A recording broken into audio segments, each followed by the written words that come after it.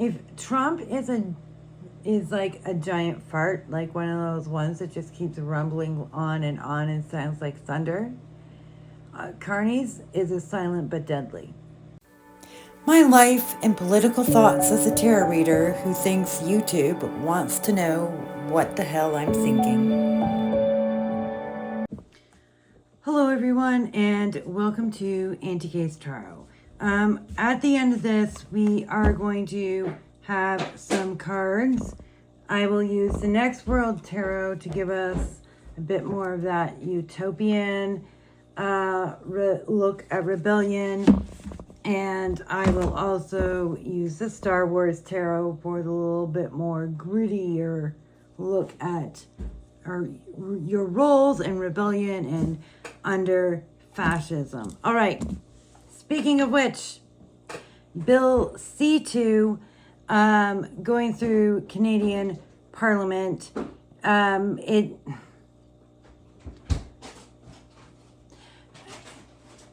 Trump is an idiot. He could have done it like Carney and the Liberals.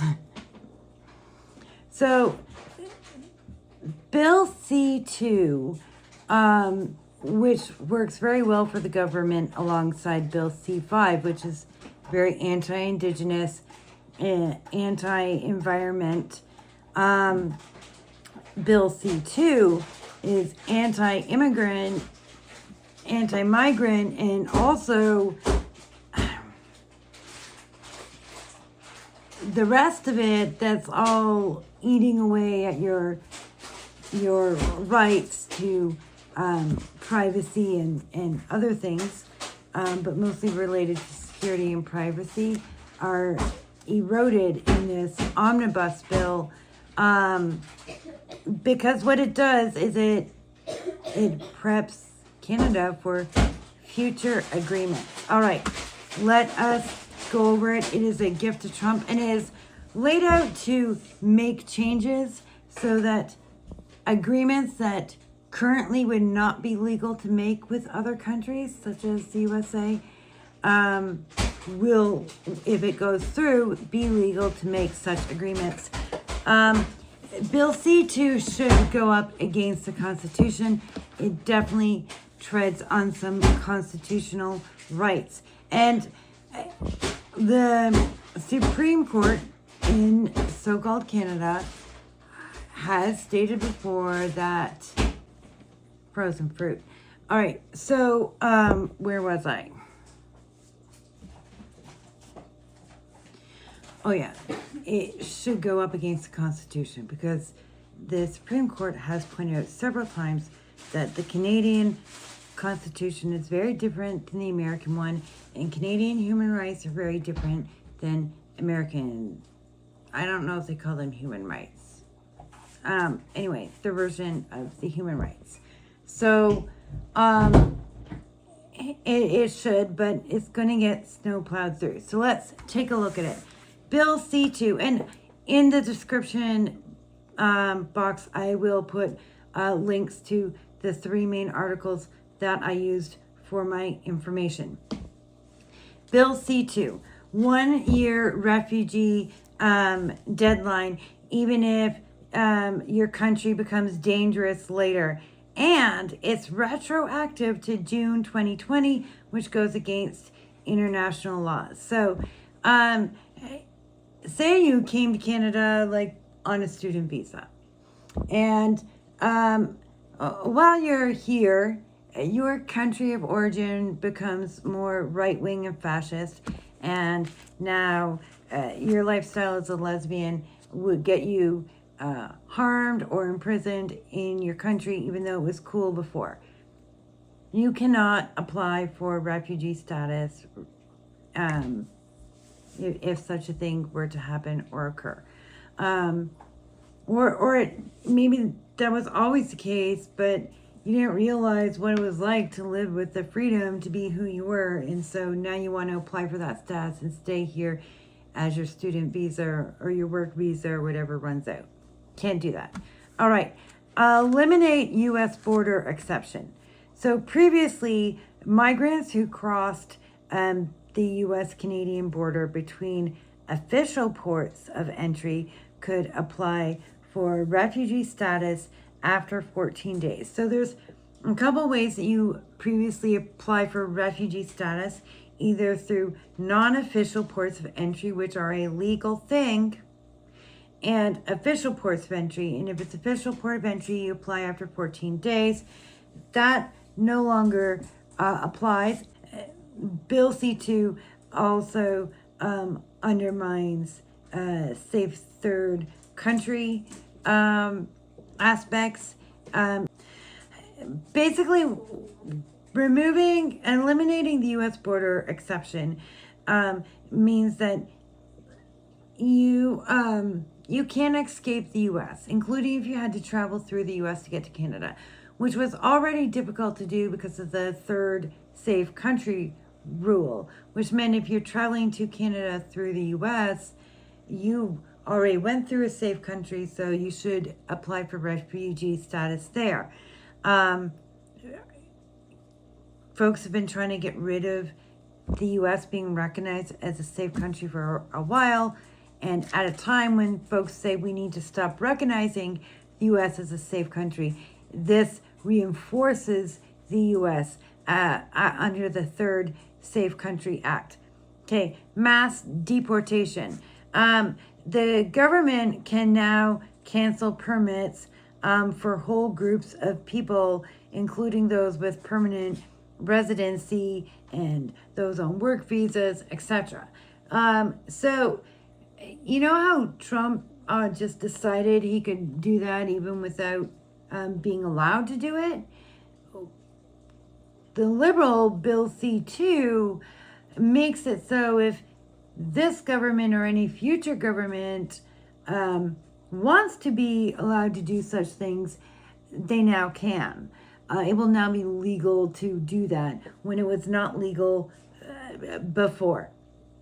So all of this is really in line with what Trump is doing in the U.S. There's a reason the UN says like more and more countries are slipping into fascism, often voted in via democracy, and their citizens don't even notice. So this is an example where Canada used democracy to vote in a Liberal Party, which was traditionally centrist, right? But what you have to understand about liberalism, neoliberalism, centrism, is it maintains the status quo. So if the majority of countries are moving towards fascism, the status quo would be to maintain fascism, or in this case, prepare the country to become fascist.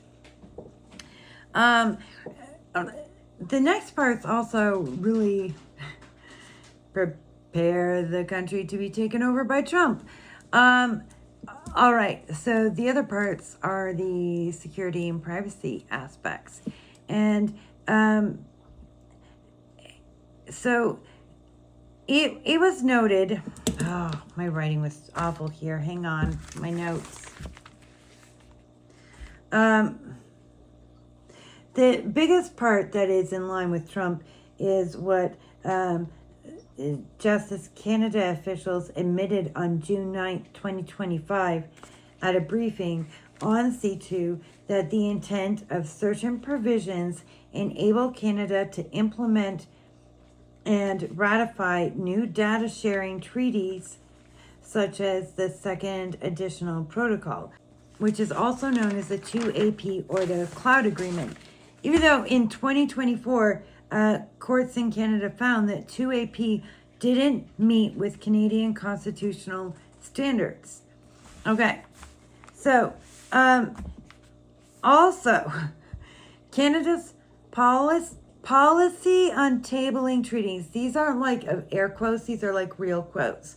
That's what it's called. The policy on tabling of treaties in Parliament says that the government has to be upfront with the public and Parliament with treaties that will require legislative change. So rather than talk to the public and Parliament about the fact that CARNEY would like to ratify some treaties that would require legislative change. He's just putting through the legislative change so that the treaties can occur, and he's doing it under this omnibus bill. Okay, and this is going to allow them to hand over your privacy rights to Trump and his intelligence agencies and any other security agencies. C-2 frequently refers to future agreements because it's designed to make future agreements with Trump, notably with Trump, could be others, but notably with Trump, because they're things that Trump wants under this cloud agreement or 2AP that the courts in so-called Canada have previously said don't fly with the Constitution. All right, so what are these points that C-2 is changing? Mass surveillance without warrants. So under various flimsy excuses of terrorism and other money laundering, which could be fundraising and other weak things, there can now be surveillance without a warrant. They no longer need a warrant. Also, forced corporate spying under secret government orders. So corporations like Apple, would no longer be able to refuse to hand over your information. They would be required to keep and hold on to your information so it could be handed over to the government should the government ask for it, including under secret orders. All right, mail surveillance. Folks, go support the Canada Post strike because they are your Canada Post workers, your mail carriers are against this aspect of Bill C-2. They are in opposition to it. They are standing up for you. They want to make a whole bunch of changes to Canada Post to make it profitable, and so that they can also be paid a living wage, which also means they want it to be profitable. But it is a national organization. It's nationalized. So who's not paying the workers properly? Who's not looking after, their needs under, if they're injured, even though it's one of the jobs with the highest rates of injury, the government of Canada, who also wants to use them to do mass mail surveillance on you, your freaking mail. And you don't want to know what it's like to have your mail held up and surveilled, especially if it's under a secret order and you can't even find out about it. All right, foreign access to data. So not only are the corporations going to be forced to spy on you, they're going to be forced to hand it over to foreign countries of Canada's choosing, which look like it would include Trump or be Trump. It's for Trump. This is for Trump. So, Big Brother and anti-immigrant, all specifically for the future, for future agreements.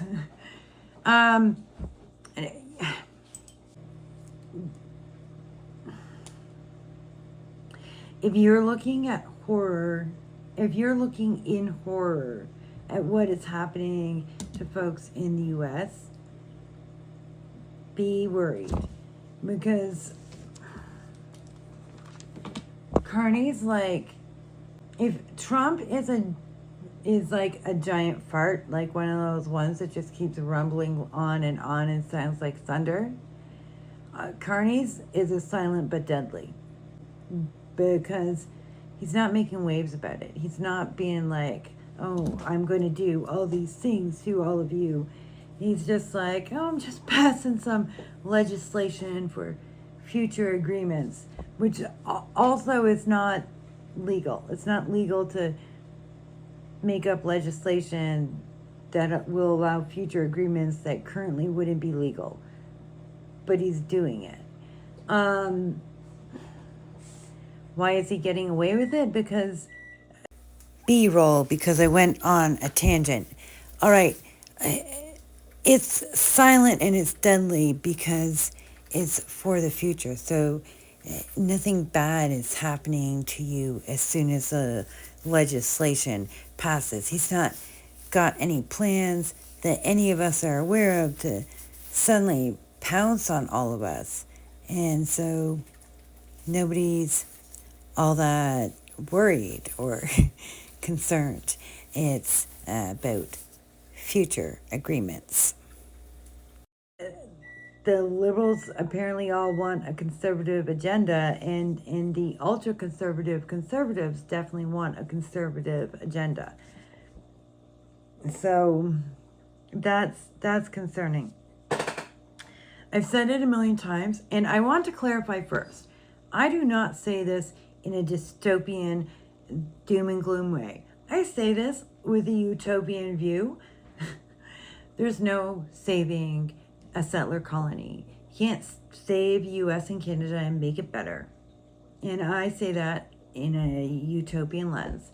We can do better. We can do way better than settler colonialism that oppresses everybody and fucks everybody over. We can do way better. And but this was always where all of this was heading and going. This was never going to be freedom like that. It was never, freedom was never going to come about through the mass oppression and theft of other people. That was never going to work out for anybody but a very small percentage at the top that you just are not a part of. And if you're watching me, unless you were told to surveil me, because apparently those canary fucks are surveilling me.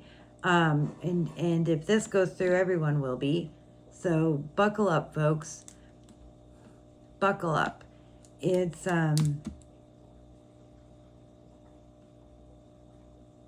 if you're looking at the US with horror, look close to home. And see what's going on around you, because apparently 70% of the world is slipping into fascism. It's not just the Americans. I've always ragged on settler Canadians for being like, but we're not the US. That is like the favorite line of settler Canadians whenever you point out how crappy something is. Well, at least we're not the US. Oh yeah? Oh yeah? At least their buffoon lets you know what's coming. Yours is smarter. All right, some cards. Some cards.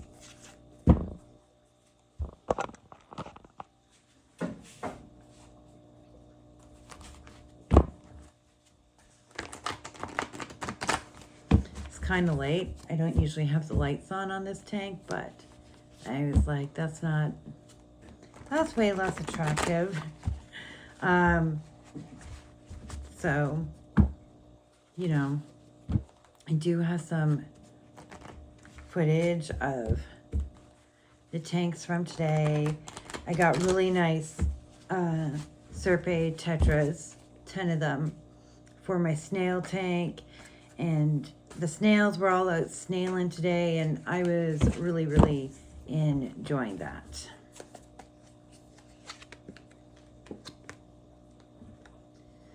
The Devil.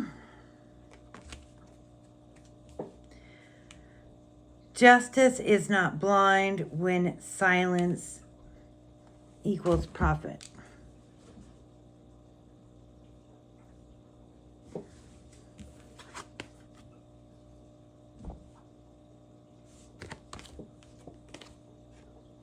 Eight of Wands.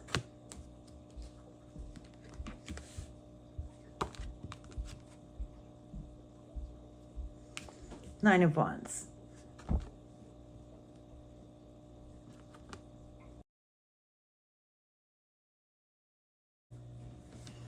All right.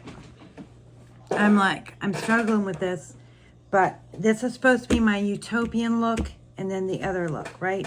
So in my utopian look, look for ways and rules and things you can do in this world that in the future you could do outside of capitalism, so that it's not one more way in which they get you and bring you back down.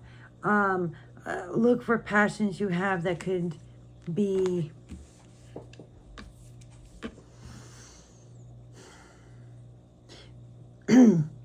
passions you can share under a different world.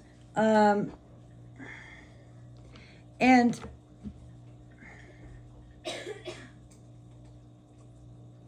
within your passions, in a world where you're increasingly being told that you can't speak because it will be surveilled, and where you're increasingly being told that your work can be taken away from you,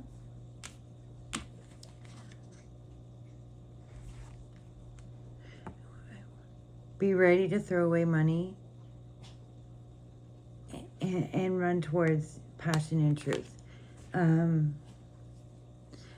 Be ready to let some of it spill. Be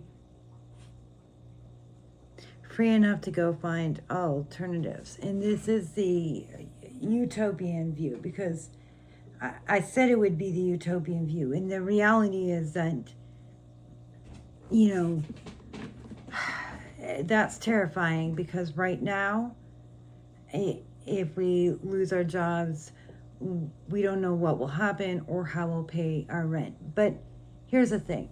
I know people, several people close to me, who lost their jobs because of standing up for Palestine. And it was rough, and they got by. And they had to go without some of the things in life that they liked and enjoyed. Even small things, as people without big jobs or big amounts of money. None of them had flush jobs. All of them were jobs where they were going to be insecure and rent wasn't going to be paid by the end of the month. And community got them by.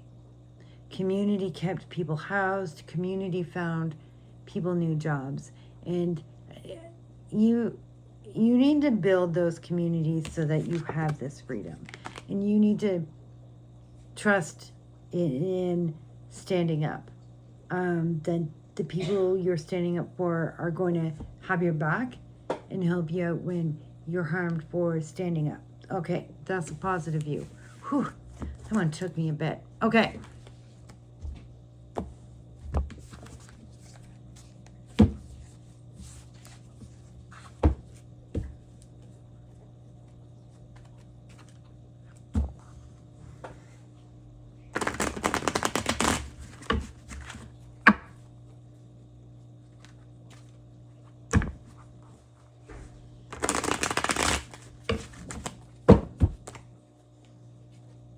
Okay, this is the darker look, right?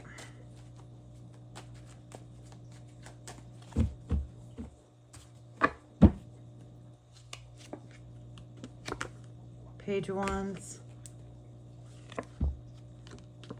Queen of Cups, Knight of Swords.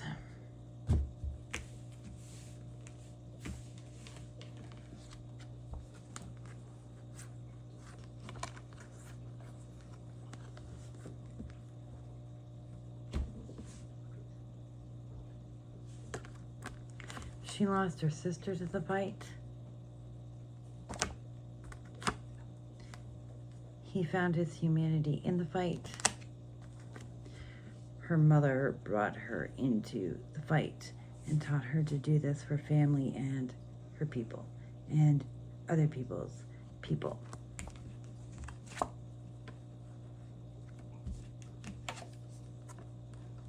And also in doing so, they did give up security and home. They did give up their steady incomes.